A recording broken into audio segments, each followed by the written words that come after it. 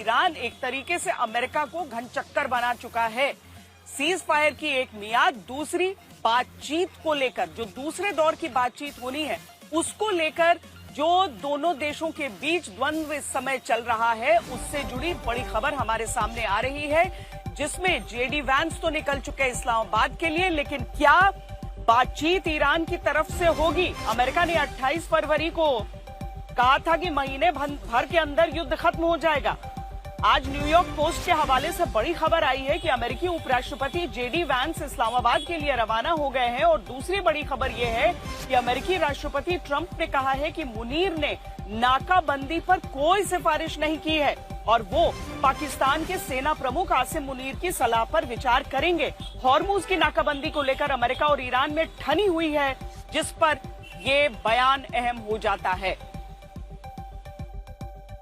Ended 8 wars, and it may be a little early to say this, but if we add Iran and Lebanon, that will be 10 wars ended and many, many millions of lives saved. Think of how many lives we've saved. 10 जंग रुकवाने का दावा करने वाले Donald Trump को अपनी खुद की शुरू की हुई जंग रुकवाने में नानी याद आ रही हैं। खुद को दुनिया की महाशक्ति कहने वाले अमेरिका को ईरान ने दिन में तारे दिखा दिए हैं। ईरान के दांव पेच ने अमेरिका और खासकर ट्रंप के हाथ पांव फुला दिए हैं। I'm the peacemaker. I'm the one that settled 8 wars. I settled a war that would have killed 30 to 50 million people.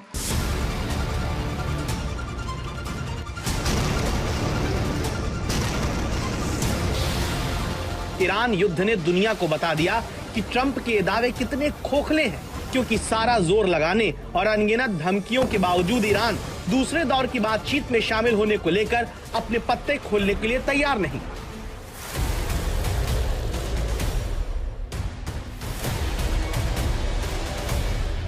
Pakistan में दूसरे दौर की बातचीत की तैयारियां जोरों पर है।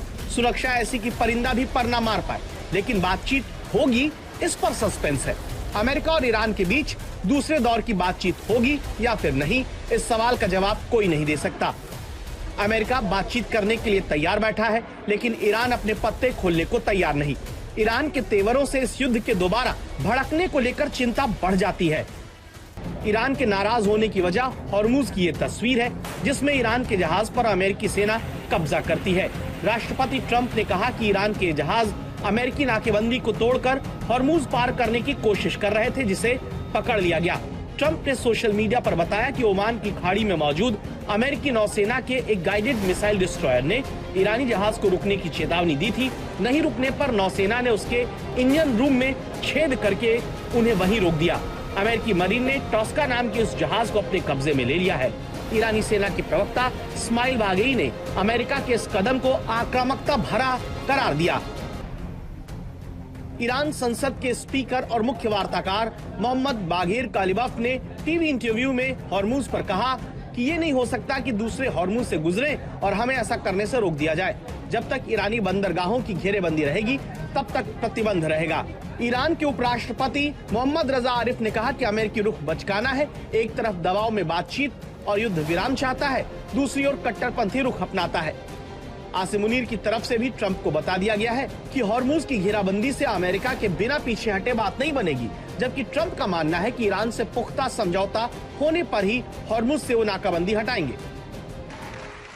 This will be a great and brilliant day for the world, because Iran has just announced that the Strait of Hormuz is fully open and ready for business and full passage.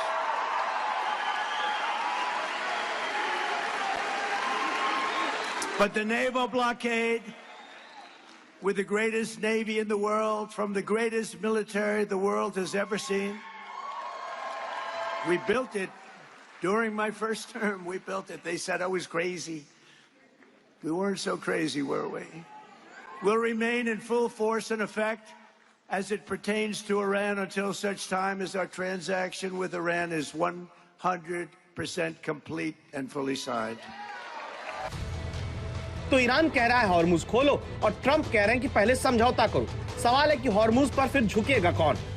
उनको पता है कि सारे जो इक्के हैं उनके हाथ में है। स्ट्रेट ऑफ हॉर्मुज को लेके कोई जहाज जो है आगे या पीछे नहीं जा रही है, और इस जहाज पे जो अमेरिका ने जो हमला किया है, ट्रंप का ये ईरान का ये कहना है कि अमेरिका ने सीज फायर का उल्लंघन किया है। जी। आप सोच सकते हैं ये इस तरह की जो बातें हैं बिल्कुल बराबर के देशों के बीच में होता है। ऐसा नहीं होता कि उनको हमें लगता है कि ईरान हार रही है युद्ध, वो बिल्कुल बराबरी से ये बात कह रहे हैं। ट्रंप ऑलवेज चिकन्स आउट, अगर वो बात सामने आ गई तो इसका मतलब ये है कि यूएस को अपनी जो ब्लॉकेड है उस पर कुछ ढील देनी पड़ेगी, यानी कुछ जहाज वापस लेने पड़ेंगे उनको और कुछ ईरानी जहाज जाने देने पड़ेंगे उनको। और अगर ये बात हो गई इसका मतलब है ये ब्लॉकेड का कोई मतलब नहीं रहा और ईरान जो है इस राउंड का जो है विजेता है। ट्रंप अगर झुके तो फिर माना जाएगा कि समझौते के लिए उन्हें ईरान की बात माननी पड़ी।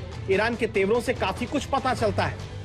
ईरान ने पाकिस्तान को 10 सूत्री प्रस्ताव देकर कहा कि वो अमेरिका पर कभी भरोसा नहीं करते। हॉर्मुज में तनातनी के लिए ईरान ने अमेरिका और इजराइल के आक्रामक रवैये को जिम्मेदार बताया। ईरान ने कहा कि अमेरिकी प्रतिबंधों को हटाने के मामले में कोई ठोस प्रस्ताव नहीं मिला। ईरान के तेवर से साफ है कि वो आसानी से अमेरिका के आगे नहीं झुकेगा।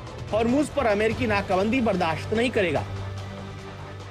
ये पहली बार है, एक हफ्ते से ज्यादा ये सीज फायर चल रहा है और ये जो ब्लॉकेड है वो भी 8 दिन से कुछ चल रहा है, और ये पहले सीज फायर का उल्लंघन हुआ है।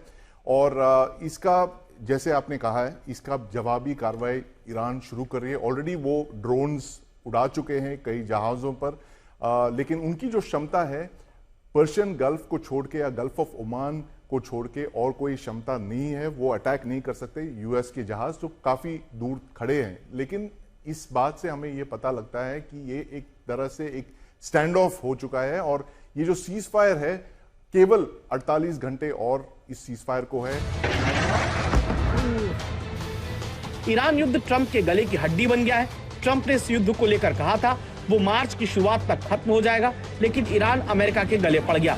ट्रंप अब जान बचाकर भागना चाहते हैं, लेकिन ईरान रास्ता नहीं दे रहा। इसे कहते हैं अब ऊंट आया पहाड़ के नीचे। और सवाल ये कि ट्रंप को ये सब करके मिला क्या।